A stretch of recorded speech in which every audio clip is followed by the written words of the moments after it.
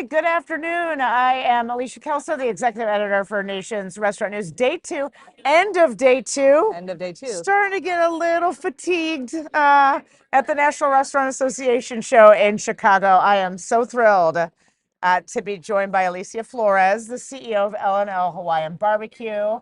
This is not our first conversation. We had a lovely conversation back in the fall in Nashville. Yes. At Create, and I'm grateful that you were willing to come back and talk to me again. So I hope I didn't. I guess I didn't make you You mad. did not scare me away. Yes. So, I want to. A lot has obviously changed since our conversation in October, and we'll drill into that a little bit. Okay. But first, tell us how long you've been in your CEO role, and sort of explain the concept here, because you're emerging, Yes. and the cuisine and the concept might be unfamiliar to a lot of folks. Yes. So L&L Hawaiian Barbecue, founded almost 50 years ago. My dad was one of the co-founders. I've been CEO for the past 7 years. Founded, and we're still headquartered in Hawaii. And we serve what we call the comfort food of Hawaii. So even if you're not familiar with Hawaii cuisine, I think a lot of people understand what comfort food means. For Hawaii, it's, a plate lunch which has rice, macaroni salad, and a barbecue meat or a fried meat. We love our food. We love that people are becoming more aware of our cuisine, and we're happy that we're getting to expand and share that with others. What is driving that awareness? Is this a demographic shift? Is this just internet access? I think, we try to understand that. I think it's a lot of things. I think people from Hawaii are moving out to the continent, different parts of the United States. People from California who are very familiar with Hawaiian barbecue are also moving further east. And so as people move throughout the country who are familiar with Hawaii or Hawaii cuisine, I think that creates an openness. I think Asian cuisine as a category, and Hawaiian barbecue falls under that, has just continued to rise. I think Korean is one of the top kind of ethnic cuisines right now. So I think we're riding a couple of waves. Very good. Yeah. Yeah. Yeah. Well, that also presents a significant amount of competition. So how does your concept, L&L, sort of stand out when you're riding that wave? Yeah, I mean, I like to think that we're the number one in every respect, and it's going to be my goal to keep us number one. But I can say, to our competitors on the continent, we're the one that's founded in Hawaii, we're headquartered in Hawaii, we're very authentic. And I think, our history, our authenticity, and really the spirit of Hawaii that shows up in the plate and shows up in the stores, I think those are our differentiators. I actually love the competition. It helps bring awareness to the category. I think maybe Hawaiian barbecue wouldn't be as talked about if it wasn't for the competition. But I do think that we are a little separated based on our longevity and our authenticity. Well, and like you said, the fact that you're actually from and still based in Hawaii, that We'll always be you based can win there. on that authentic argument. That's for sure. I'm looking at last year's numbers here, Alicia, and I'm seeing 7.3% sales growth. The industry overall was far more muted, just above 3%. Yep. So explain, in that challenging year last year, how you were able to outpace more than double. Yeah, I think there was, I'm really proud. So we're a franchise organization, and I have to give most of the credit, 100%. Okay. I have to give most, if not all, the credit to my franchisees. Last year we had opened up in new markets and new regions.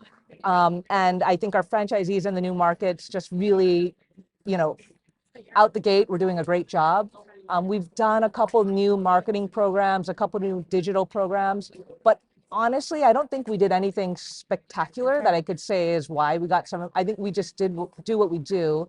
We provide great value, great flavor, and I think that gets the customers coming in. And as there's more notoriety or awareness around Hawaiian barbecue, people want to try us. Sure. I'm really glad that you said the word value.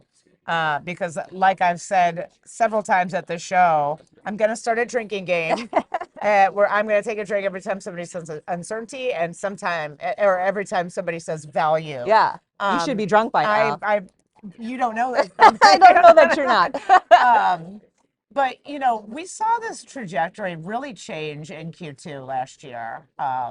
Obviously, the inflection point was, as McDonald's goes, so goes a lot of the industry. With the low income consumers pulling back. Where does L&L sit in that value conversation that has really picked up in earnest? Yeah, so we've had a lot of internal discussion about this, and we are not a brand that can offer a dollar menu or a value menu. But we've always prided that we give the customers a lot of value. So if you look at our plate, you order a plate which is maybe $15 to $17. It will normally last you 2 meals. You can't Yeah. finish the whole thing, or you're sharing it with someone. That's something that's always been core to L&L and to the plate lunch. And so I think actually a lot of brands are trying to find the way they can give that or a different type of value than a specific dollar value. And it's just something we've been founded on. And so we're just continuing to make sure people understand that value for us means you'll get 2 or 3 meals out of this plate. Yeah. You can share it with your family, kind of on a dollar per pound basis. This is a very good deal for you. Yeah, well, I love that conversation. And I'm starting to hear that a lot. So I Yeah. appreciate the reiteration here. And you reminded me I'm not crazy. But I started covering this industry at the tail end of the Great Recession when Yes. when it was a race to the bottom. Yeah. The whole conversation around value was how low can you go? Yeah. It seems that we have evolved the definition of value. Is that what I you think? so. I mean, since COVID, I feel like the margins have just been getting chopped. And so if we're going to also, cut our leg off and cut our head off, that makes no sense. So I Right. think, lowering prices while you're also managing and rising costs doesn't make sense. So I think you have to lead with your product and let customers know that value can mean many different Yeah. things. And you do have to provide a value to them, Yeah. but it doesn't need to be $1.99 item. And so you hook that anchor largely on abundance. It Yes. sounds like. Yes. Yeah. Yes. Okay. What adjustments then? Like I said, our conversation was wildly different in October. Things have changed a lot since then. It is very confusing. Yes. Right now, there's the consumer has continued to pull back Yes. while also their sentiment has fallen off a cliff. Yeah. I mean, I don't envy anybody. You want me to pour salt on the wound that I'm cutting? Yes. But what adjustments have you made? Yeah. To navigate that, all Yeah. of it, especially the consumer pullback part. Yeah, so we are still trying to make sure we can find a way to let our customers know that they're getting value. I think like many restaurants, we hit our price ceiling sometime end of 23, early 24. Yeah. So we can't pass on whatever the macro economy brings on to us. I don't think we can increase our prices too much. So how do we tell the value story better to our customers? I think that's one change we're making. Was that part of your marketing Yes. strategy last Yes. year? And I think the other change that we're making we are really looking at costs. We pride ourselves in being kind of, cooking a lot of our food from scratch. And so, but now we're trying to look, what are the ways, and not every single item on the menu, but what are the specific items that we can look at a manufactured product that can still provide the taste and quality, but can also provide a price value to our franchisees. It's something we never really considered before, but in this environment, we're trying to look at the right ways that we can manage costs, but still maintain the values of our brand. Sure. Do you have any examples yet, or? Yes. So we have partnered with Hormel. I know they're here, a great partner of ours, on our Kulua pork product. We're looking at some of our sauces. That's a product that, again, we make it in-house, we pride, but when you're making sauce in-house, that's a product that can have consistency issues, quality issues. And so by having a manufactured product with some marketing on it, we feel like we can still, it'll cost more, but we can provide value to the franchisee and to the customer. Yeah. And again, kind of find the ways to leverage our volume to provide cost savings. Explain your growth strategy. Yes. Wait, you're on what, 230 locations? We're at 235. How many states? In 16 different states. Okay. We opened in a bunch of new states this year. Okay. So we've been growing at a pace of maybe 10 stores a year. Okay. The intent is to ramp that up. But we don't want to grow at a pace where we can't provide great service to our franchisees.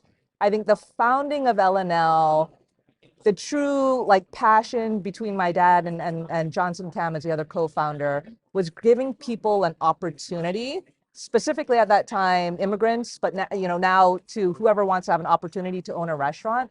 So I don't want to be just opening restaurants because I can. I want to make sure if we're granting a franchise to somebody, that I feel very confident they can be successful and they're not going to lose their investment. Yeah. So we want to make sure we're inviting the right people in, that they have everything they need, the right region, the right team, the right capital to begin with to be successful. And if that means we grow at a slower pace, I'm totally fine with that. I love that answer. I'm mercifully hearing a pickup in that conversation. 'Cause I think we went through a year or two of that sort of post-pandemic renaissance Yeah. where a lot of concepts were growing just to grow, Yes. planting seeds all over the place. Yeah. And now we're seeing a lot of closures. So Yeah.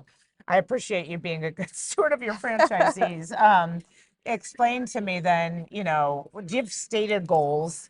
You said you were about 10 a Yes. year, but do you have bigger targets? So a couple years ago, we made a 10-year plan. So our big goal is by 2032 to hit 500 units. Okay. Now that would mean we would need to ramp up to 30, 40, 50 openings to hit our goal.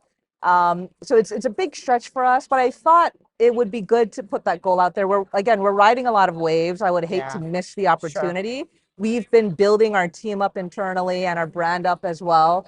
That again, the iron's kind of hot for us right now. We ought to take advantage of it. The macroeconomics have kind of put a wrinkle into things, but I still feel very bullish. I hope that Louisville, Kentucky is a potential in that 500. I want to get there. As you know, my wife's from Ohio. If we can get a store in that region, I would be thrilled. Happy to host you. Yes. Do you have a new market entry sort of, I guess, strategy? Because you said you entered new states this year. Yeah. And I'm really curious about this because the cuisine, although it's growing in a hot category, the wave category right now, it's still relatively unknown. Yes. The concept's still small. Yes. So explain how you're increasing awareness before you enter these markets. So frankly, this is something that we've learned as we've gone into new markets, is that there is a higher kind of bar of education needed to customers if they're not used to having rice as part of their lunch or dinner, other than maybe at Panda Express. We need to be a little bit more smart about how we do it. So one of the big changes we're doing is that when we're going into a new market, I don't really want to go in with just one store. I want to go in with maybe 5 stores in mind. That way we can leverage our distribution, our marketing, get more brand awareness. But that was a lesson we learned along the way as we opened stores, and maybe there was 1 or 2 locations, and it was harder to tell the story because there was really only one place a customer could go to in the region. Sure. Yeah. Okay. Very good. Are you here at the show for anything specific? I'm curious. Let me back up. Okay. And let me contextualize for you. I'm really curious about this year's show because of the wonky environment, the uncertainty. I'm curious if you're having specific conversations that maybe you weren't just a few months ago. Are your franchisees coming to you and asking for new solutions, for example, that they weren't just a few months ago? What are you looking at here? So, my COO is here, and I think his intention is to look at all the different products that are available. My intention is to keep building the partnerships that we have with the vendors that we have, because I think the biggest value I can bring to my franchisees this year is getting any cent down of their costs that I can. I think that's the biggest value I could bring to them. So how can we lean on our partner? What can we do more with the partners that we have? I think there are still new ones out there that could make sense. But again, this is a risky environment to try new things. Not that we're opposed to it, but we have to very well vet them. But our existing partners that we have great track records with, how do we work together more? What can we do so we have win-win-wins? Vendor, corporate, franchisee. That's what I'm trying to do. And what are your franchisees? Are they coming to you and asking for help? They always ask for help. No, I think they're happy, and they're happy that they have support. But again, in the last couple of years, and we have a ton of stores in regions like California where the labor, and then now, post-COVID, there was a lot of inflation in costs, and then they've dealt with all kind of situations. And, I think they're looking for us to try to continue to bring value with them, show them why they want to stay with the L&L brand, what we bring, both how we can help drive revenue and how we can help manage costs for them. And they're not asking for it, but I know that's what they want. I know that's what they need, especially right now in this uncertain environment. Very good. Yeah. All right, Alicia, now that we're kind of sad about the macro environment, and what is next? What kind of conversation are we going to be having 6 months from now and next year for L&L? Yeah. So maybe to end on a not sad note, right? So we stepped into this year. Oh, wait, 7.3% is not sad. It's I not, want to this make is sure. great. Yeah. I will end on even a higher Okay, note. very good. Okay, so, this year we had the intention to open 30 locations. Felt very good about it at the beginning of the year. Right now, I haven't adjusted because I think it's possible. But regardless if we hit 30 or not, we're going to have a record year of openings. Great. I already know that. And so, even though it's been challenging, I think, and not to pat ourselves on the shoulder, but this is all to my franchisees. We have a great product. I have great franchisees. We're going to keep growing. Yeah. There's a pull from the customer. So no matter what's going on in the economics, people want our product. And so we just have to find a way to give it to them. So I'm confident next year we're having a conversation. I will have had a record year. Maybe not the number I wanted, but I know it will be a record. Yeah, amid what's going on, that's outstanding. Yes. We'll be sure to follow it. Yes. And I ideally have another conversation if you're always so willing. I would hopefully love you to. are. And Alicia Flores, thank you again for your time. I'm excited to follow along here. Thank you. Yep. Take care. Aloha.